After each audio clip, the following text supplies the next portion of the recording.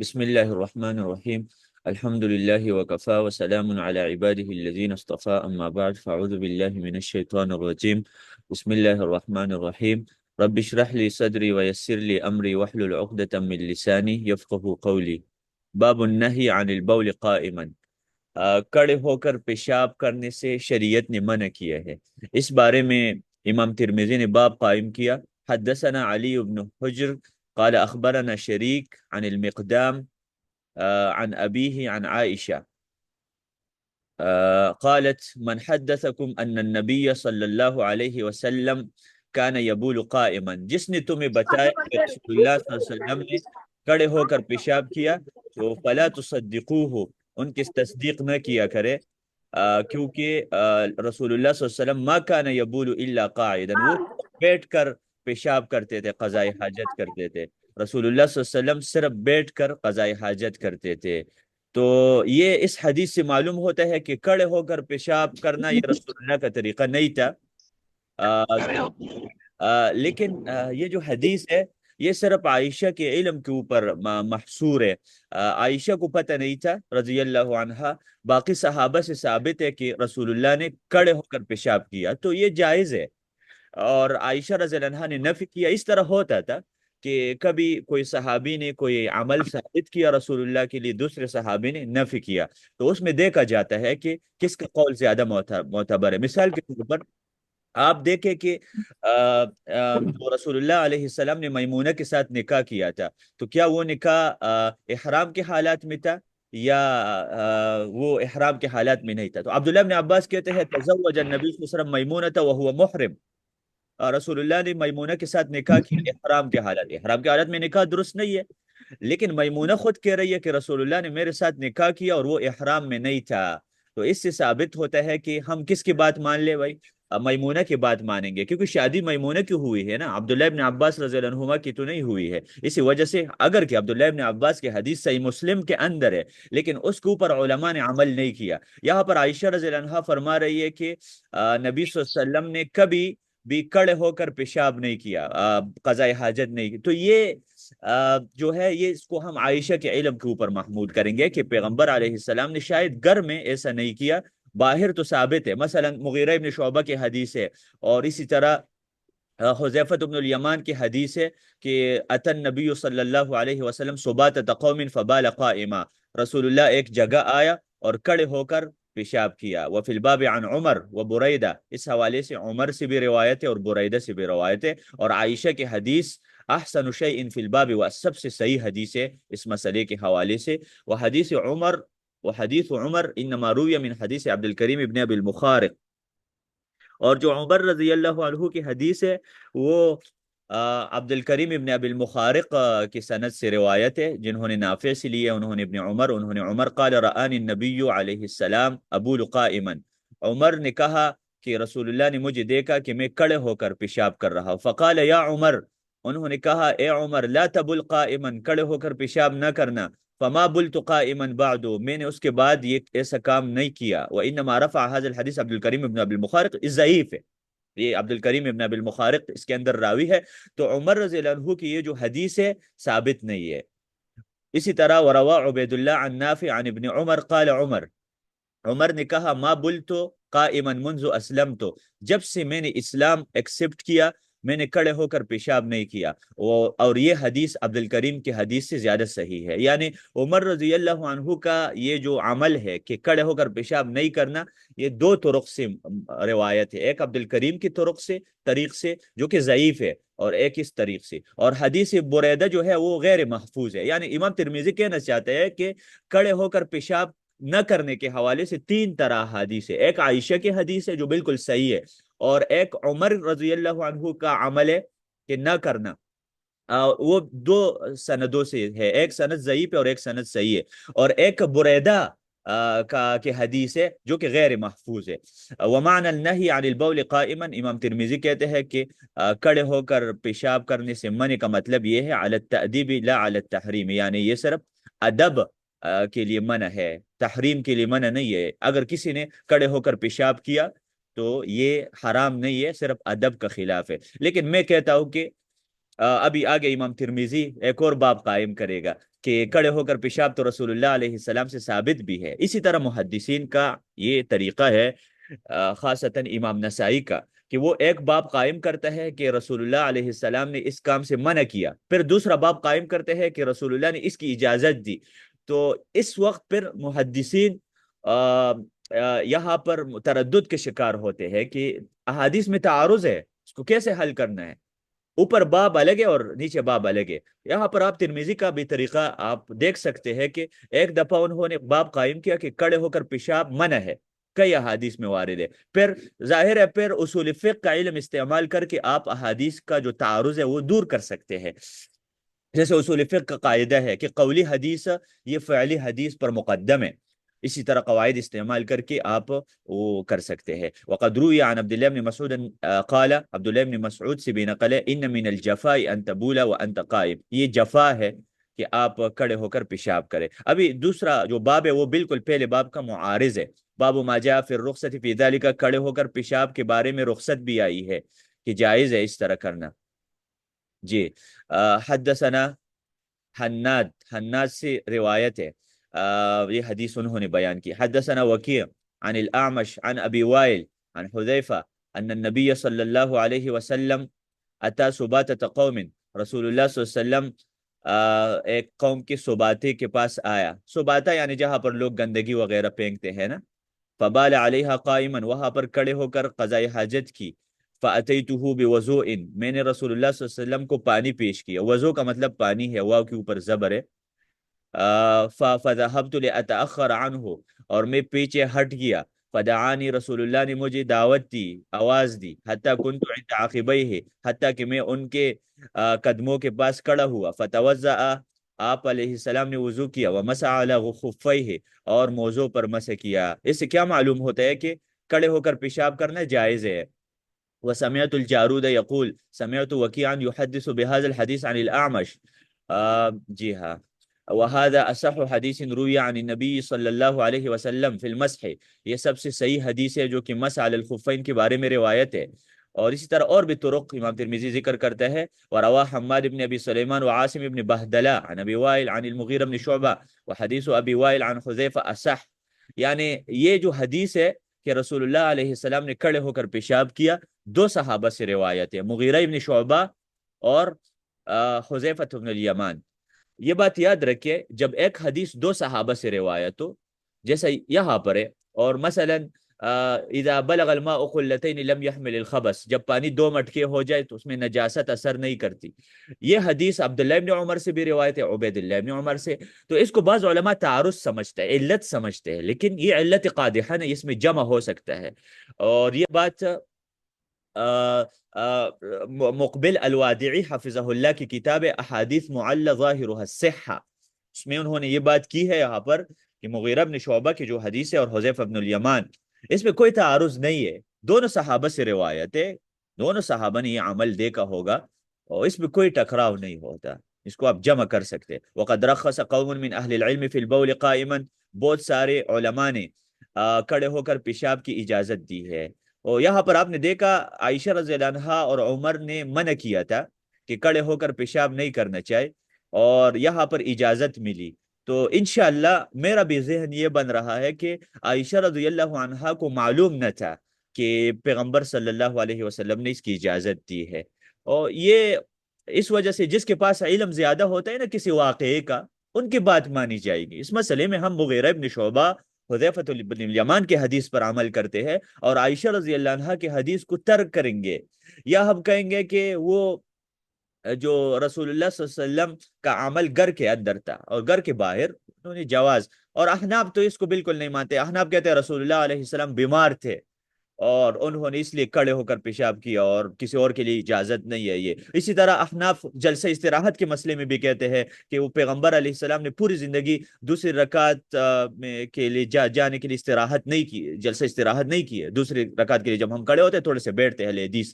اور یہ بات حتیٰ کہ اہل حدیث علماء نے بھی احناف کے ساتھ تسلیم کی ہے، جو کہ ابن العثیمین نے الشرح الممتع میں لکھی ہے کہ جلسہ استراحت جوانوں کے لیے نہیں ہے، بوڑھوں کے لیے ہے. لیکن میں کہتا ہوں کہ کہ یہ بات نہیں کرنی چاہیے، کیونکہ رسول اللہ علیہ السلام نے اپنے آخری زندگی میں یہ کیوں نہیں کہا کہ میں کھڑے ہو کر پیشاب کر رہا ہوں بیماری کی وجہ سے، آپ نہ کیا کرے؟ تو یہ انہوں نے وضاحت کیوں نہیں کی؟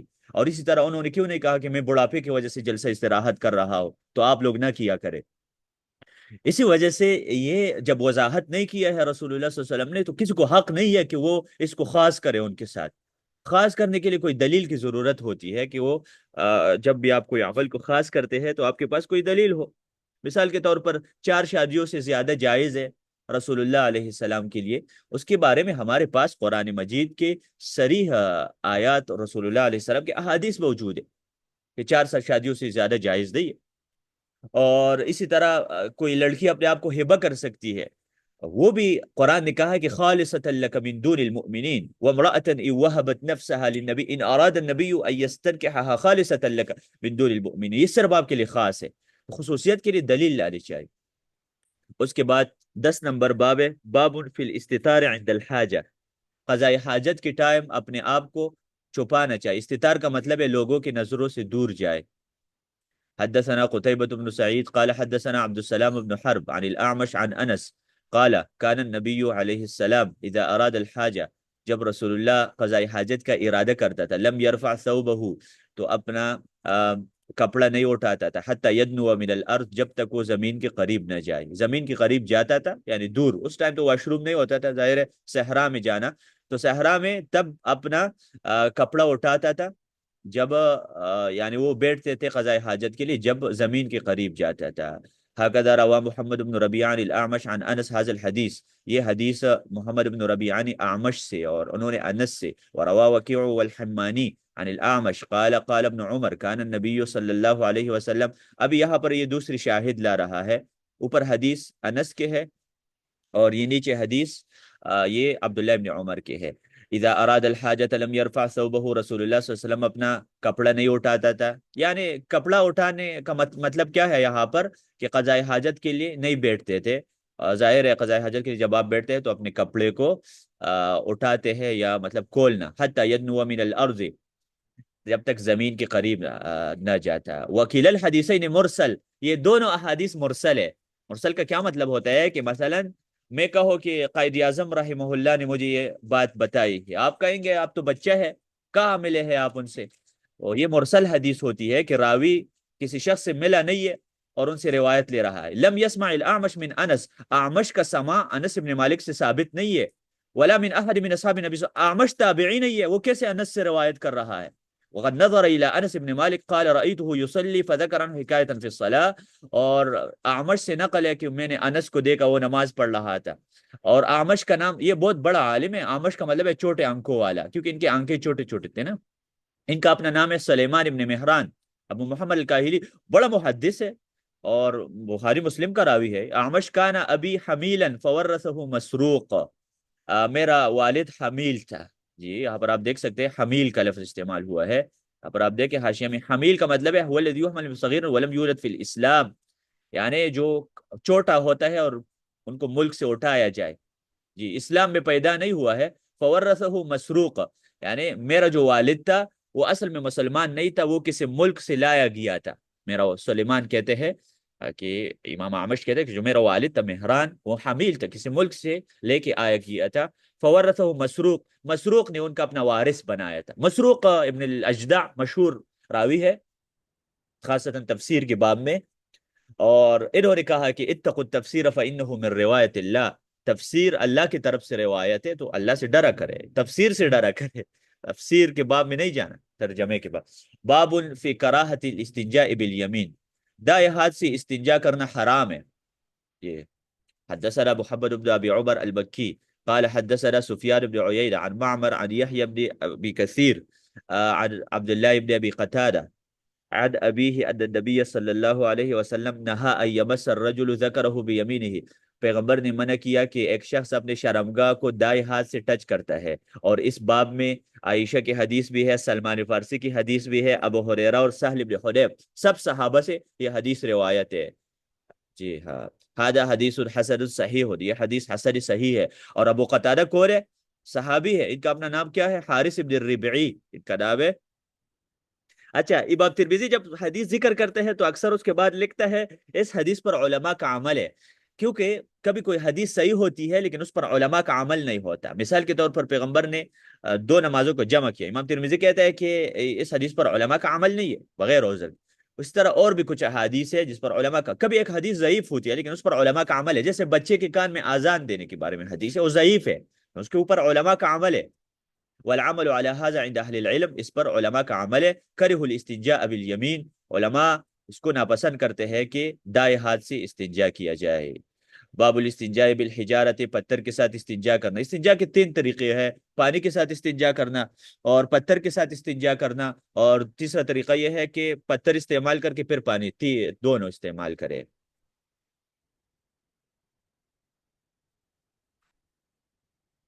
حدثنا حناد قال حدثنا ابو معاوية عن الاعمش عن ابراہیم عن عبد الرحمن بن يزيد قال قيل لسلمان، سلمان سے کسی نے کہا کہ آپ کا جو پیغمبر ہے وہ تمہیں ہر چیز سکھاتا ہے، حتی الخراءۃ، حتیٰ کہ قضاء حاجت کے امور بھی آپ کو سکھاتا ہے کہ پیشاب کیسے کرنا ہے اور استنجا کیسے کرنا ہے۔ یہ کیسا اعتراض کر رہا تھا، فقال سلمان، سلمان نے کہا اجل، بالکل صحیح کہہ رہے ہیں، اس میں کیا مسئلہ ہے آپ کو؟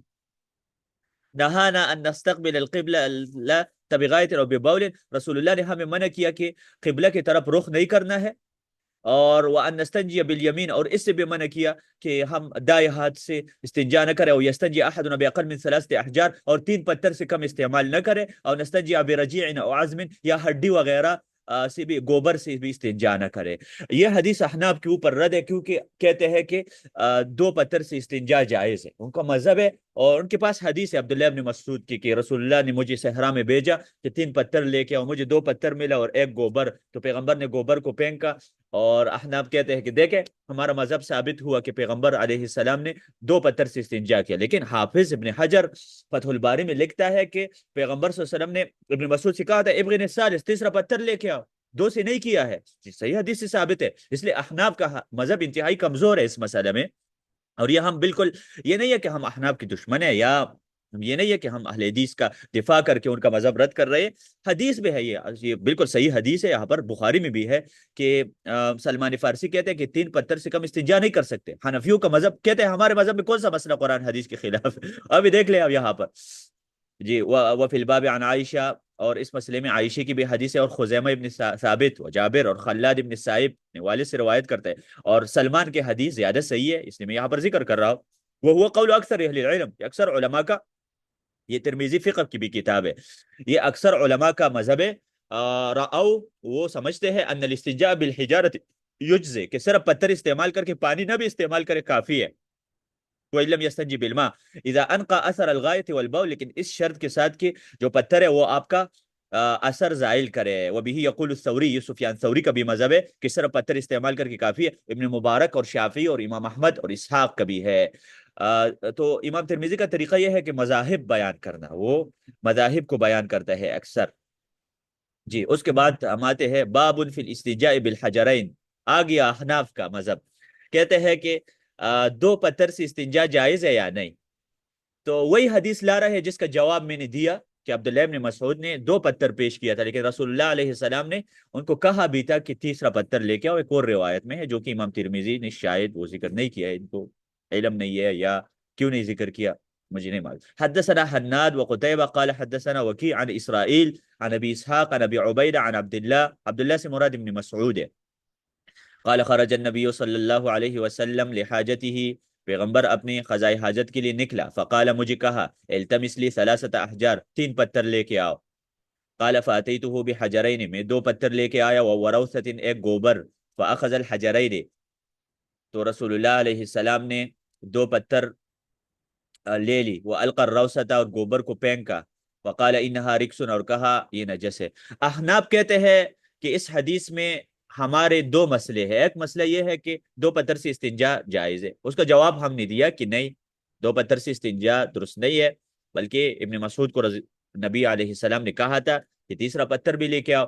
دوسرا مسئلہ جو احناف کہتے ہیں کہ آپ جو جس جانور کا گوشت کھایا جاتا ہے، حلال ہے اس کا گوشت، تو اس کا گوبر ناپاک ہے اور اس کا پیشاب بھی ناپاک ہے، لیکن ابن تیمیہ رحمہ اللہ اور ہمارا مذہب یہ ہے کہ گوبر پاک ہے، اور پاک کا مطلب یہ نہیں ہوتا کہ آپ اس کو کھاؤ بعض لوگ کہتے ہیں پاک ہے تو تم ناشتے میں کھاؤ. ایک آیت ہے ادھر پشاور میں، کہتے ہیں کہ اگر یہ چیزیں پاک ہے، تم کہتے ہیں کہ پیشاب پاک ہے، تم کھاتے کیوں نہیں ہے، اور تم ناشتے میں یہ اس طرح باتیں کرتے ہیں. تو ان کو ہمارے ایک استاذ نے کہا بھائی صاحب ہر پاک چیز نہیں کھایا جاتا، ورنہ مٹی کے بارے میں حدیث ہے رسول اللہ کی کہ وجعلت لی الارض کلھا مسجدا وطہورا، مٹی پاک ہے. تو میں اپنے بیٹے سے کہو کہ ابھی آپ ہمارا مہمان ہے، مٹی لے کے اور آپ کے منہ میں ڈال دے تو پھر پتہ چلے گا آپ کیسے لگے گا. آپ مٹی آپ کے منہ میں ڈال دیں کھائیں گے تو. ہر پاک چیز کا، پاک کے دو قسمیں ہیں، مستقذر اور غیر مستقذر. مطلب جو پاک چیز ہوتی ہے وہ کبھی نہیں کھایا جاتا. ضروری نہیں ہے کہ اس کو آپ گوبر کا پاک ہونے کا مقصد یہ ہے کہ وہ کپڑوں پر گر جائے یا گائے کا پیشاب کپڑوں پر گر جائے نماز ہو جاتی ہے اس کے ساتھ. ہمارا یہ مذہب ہے، ہمارے مذہب کو سمجھے. یہ نہیں ہوتا کہ، اور اس حدیث میں کا کوئی استدلال نہیں ہے کہ رسول اللہ صلی اللہ علیہ وسلم نے گوبر کو پھینکا، اور ہو سکتا ہے یہ کسی ناپاک خنزیر کا گوبر ہو، کسی اور چیز کا ہو سکتا ہے میں بھی. دیکھیں ہمارا سب سے بڑا دلیل یہ ہے کہ جو جس جانور کا گوشت کھایا جاتا ہے جیسے اونٹ وغیرہ ہے، اس کا گوبر اور پیشاب پاک ہے. سب سے بڑی دلیل یہ ہے کہ پیغمبر نے طواف اونٹنے کے اوپر کیا تھا نا، اونٹنے کے اوپر طواف کیا تھا حج میں. تو نبی علیہ السلام نے اچھا پیغمبر صلی اللہ علیہ وسلم کو تو نہیں پتا تھا نا کہ اونٹنی کب پیشاب کرے گا کب نہیں کرے گا. تو طواف کے اندر مسجد حرام میں جانور کو داخل کرنا، اور جانور کا کوئی پتہ نہیں چلتا کہ کب پیشاب کرے گا کب نہیں کرے گا. تو میں نے اپنے اسٹوڈنٹس کو کہا تھا کہ نبی صلی اللہ علیہ وسلم نے وہ اونٹنی کا پیمپر توڑا لگایا تھا، پیمپر تو نہیں لگایا تھا نا اس کا. تو جب پیمپر جانور کو نہ لگائے وہ تو کس ٹائم بھی پیشاب کر سکتے ہیں. اگر ناپاک ہوتا تو پھر وہ مسجد کے اندر کیوں داخل کیا تھا؟ اپنے طرف سے بس صرف دین بنا ہے. اور اس کا ابن تیمیہ رحمہ اللہ نے مجموع الفتاوی میں تفصیلی ان کا رد کیا ہے کہ یہ پاک ہے بھائی صاحب. هكذا رواه قيس بن الربيع هذا الحديث عن ابي اسحاق عن ابي عبيد عن ابنه وهذا حديث نعم رواه زهير عن ابي سلمة. کئی اسانید ذکر کر رہا ہے اس حدیث کی. وهذا حدیث فيه اضطراب، ایک سند اس میں اضطراب ہے، یہ جو زکریا میں زائدہ کی ہے. اور کئی پھر روایت ذکر کر رہا ہے یہاں پر. سألت عبد الله بن ای روایت عن ابي اسحاق الصح فلم يقص فيها بشيء. میں نے امام بخاری سے پوچھا ہے فلم يقص فيه شيء، انہوں نے بھی کہا کہ اسانید تھوڑے مضطرب ہے اور بھی فیصلہ نہیں کر سکتا. بہرحال وہ اس حدیث کی کئی اسانید ذکر کرے. حدیث بالکل صحیح ہے. عبداللہ ابن مسعود کی جو حدیث ہے اس میں تھوڑا سا اضطراب بھی ہے. تو بہرحال اس کو دیکھا جائے کہ احناف کا مذہب اس حدیث سے ثابت نہیں ہوتا کہ دو پتھر سے استنجا جائز ہے، کیونکہ اس حدیث میں تو ایک اضطراب ہے. اور دوسری بات یہ ہے کہ یہ جو حدیث ہے اس میں اور بھی مسئلہ وہ اس کا جواب ہو چکا کہ رسول اللہ صلی اللہ علیہ وسلم نے کہا تھا کہ تیسرا پتھر میرے لیے ڈھونڈ کر لاؤ. باب کراہیت ما یستنجا به، کن چیزوں سے استنجا جائز نہیں ہے. حدثنا حناد حدثنا حفص بن غیاس عن داود بن ابی الہند عن شعبی عن علقمہ عن عبداللہ بن مسعود قال قال رسول اللہ صلی اللہ علیہ وسلم لا تستنجو بالروث، گوبر کے ساتھ استنجا نہ کرو، ولا بالعظام، ہڈی کے ساتھ استنجا نہ کرو، فإنه زاد اخوانکم من الجن، کیونکہ یہ جنات کا کانا ہے. اور اس حوالے سے ابو ہریرہ کی بھی حدیث ہے، سلمان کی بھی حدیث ہے، جابر اور ابن عمر کی. ایسے بھی ثابت ہوتا ہے کہ گوبر پاک ہے کیونکہ وہ جنات کا کانا ہے نا. اللہ نے اگر یہ نجس ہوتا تو اللہ تعالیٰ اس کو کانا مقرر نہ کرتا. وقد روا هذا الحدیث اسماعیل ابن، کیونکہ اللہ جو چیز ہمارے لیے طیب سمجھتا ہے وہ جنات کے لیے بھی طیب سمجھتا ہے نا، احکام تو ان کے لیے بھی. تو پیغمبر علیہ السلام نے یہ نہیں کہا کہ گوبر ناپاک ہے تو جنات کیوں اس کو استعمال کر رہے ہیں. کہتے ہیں کہ وہ اس کو کھا رہے ہیں، آپ اس کے اوپر استنجا نہ کریں، ناپاک نہ کریں. کانا یہ خود احناف کے اوپر رد ہے. کانا مع النبی صلی اللہ علیہ وسلم لیلۃ الجن الحدیث بطولہ، یہ ضعیف حدیث ہے. عبداللہ ابن مسعود جنات والی رات نبی صلی اللہ علیہ وسلم کے پاس نہیں تھا. اور اس حدیث سے احناف نے غلط استدلالات کی ہے کہ نبیز کے حوالے سے، جی نبیز کے حوالے سے غلط استدلال کی. ان النبی صلی اللہ علیہ وسلم قال لا تستنجوا بالروث ولا بالعظام، وہی حدیث ہے. وصلی اللہ تعالی علی خیر خلقہ محمد وصحبہ اجمعین. انشاءاللہ 15 نمبر باب ہم آگے پڑھیں گے. یہ بھائی کہتے ہیں کہ نماز کا ٹائم ہے، ہو سکتے ہیں نماز تو 4 بجے ہوتی ہے ان کا، شاید احناف کا تو لیٹ ہوتے ہیں نا نماز. اور بہرحال انشاءاللہ ہم کل سے کنٹینیو رکھیں گے. کسی بھائی کا سوال ہے ان مسائل کے حوالے سے تو وہ آپ، لیکن حدیث میں تعارض نظر آئے گا اس طریقے سے آپ کو، جو مذاہب کے وجود کا سبب بھی بنا ہے یہ حدیث کا جو تعارض ہے. تو کسی بھائی کا سوال ہے وہ یہاں پر پوچھ سکتے ہیں مائک آن کر کے.